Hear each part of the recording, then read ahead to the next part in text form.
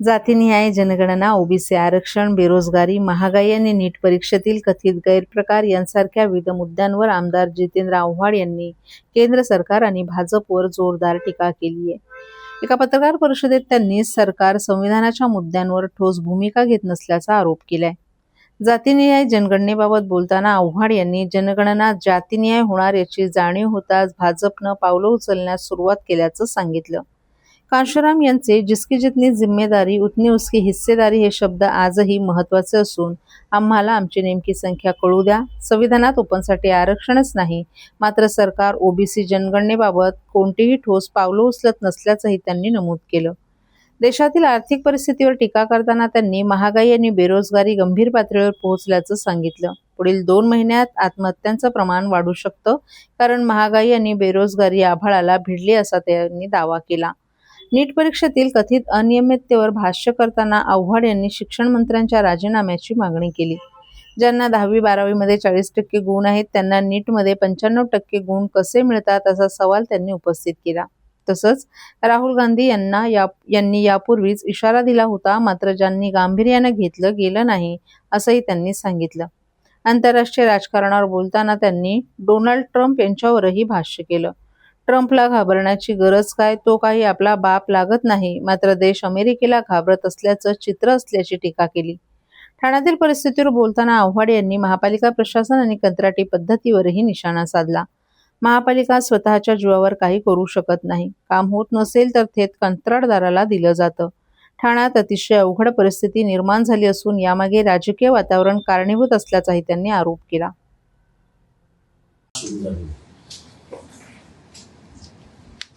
यावेळीची जनगणना होईल ही जातीनिहाय होईल. खास करून बिहार इलेक्शनच्या आधी जेव्हा तिथली ओबीसी मतं आपल्याला मिळणार नाही अशी जेव्हा बीजेपीला खात्री झाली, तेव्हा मतांचं राजकारण करण्यासाठी बीजेपीने पाऊल उचललं आणि जोरात घोषणा झाली की यावेळेस जे सेन्सस असेल म्हणजेच जनगणना असेल ती जाती आधारित असेल. पण आता जेव्हा लक्षात येते तेव्हा ना तर ते जात विचारतायत, ना कुठला फॉर्म आहे, ना कुठली जात घेऊन घेतली जाते. मला काशीरामजींचं स्टेटमेंट आठवत आहे की जिसकी जितनी संख्या बारी उतनी उसकी हिस्सेदारी. एकदा खरं काय की महादेशाला कळू द्या, मागासवर्गीय किती, दलित किती, आदिवासी किती, म्हणजे बीसी किती, एससी किती, एसटी किती आणि ओबीसी.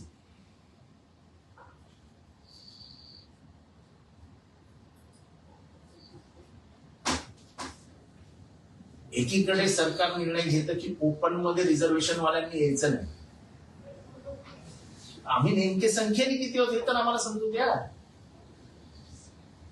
आणि ओपन हे कधीपासून रिझर्वेशन म्हणतात? संविधानामध्ये ओपन हे रिझर्वेशन नाहीच. ही जरी गोष्ट बाजूला ठेवली तरी तुम्ही शब्द दिला होता या देशाला की आम्ही ओबीसी ची जनगणना करू. ही लढाई विश्वनाथ प्रताप सिंग म्हणजे त्या काळापासून सुरू झाली. त्याच्यानंतर लालू प्रसाद यादव, मुलायम सिंग यादव, अखिलेश यादव, महाराष्ट्रामध्ये जमीदार मुंडेजी, छगन भुजबळजी या सगळ्यांनी ही लढाई लढली. पण आता मात्र गपचूप बसनात बांधून ही बाजूला ठेवली जाते. आणि हे सरकार ह्या जनगणनेमध्ये कुठेही ओबीसी जनगणना करताना दिसत नाही. ही चक्क ओबीसी समाजाची फसवणूक आहे.